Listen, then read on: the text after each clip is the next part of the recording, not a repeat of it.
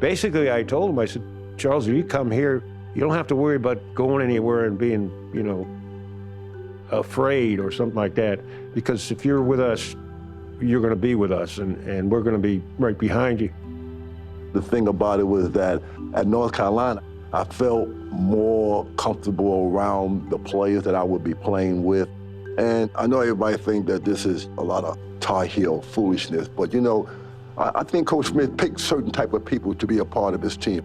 And their character, their personality made me feel welcome. So Charlie Scott became the first African-American to receive an athletic scholarship in the North Carolina University system.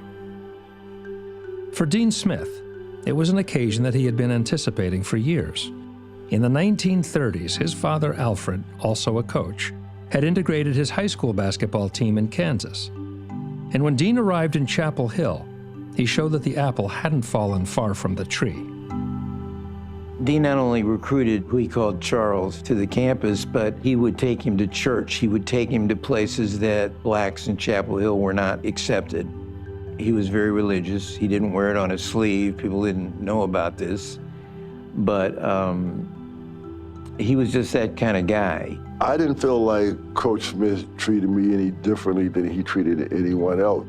And Coach Smith didn't know how to treat me any different than he treated anyone else. The thing that I always loved about him was his moral character.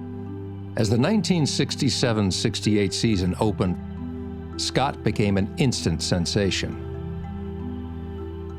He could come and make 6, 7 in a row, shots that you wouldn't believe he could make. What a move by Charlie Scott! But despite his greatness, real life on campus for Scott wasn't like his recruiting visit. In Chapel Hill, his mere presence was always an issue. New York Times did an article on me when I was in college, and so they followed me around, and I went to the barber shop. And when I went to the barber shop, the guy said, the newspaper guy asked the guy about me. I just hit the winning shot, and he said, "Oh, Charlie Scott, great young man. I could vote for him for president."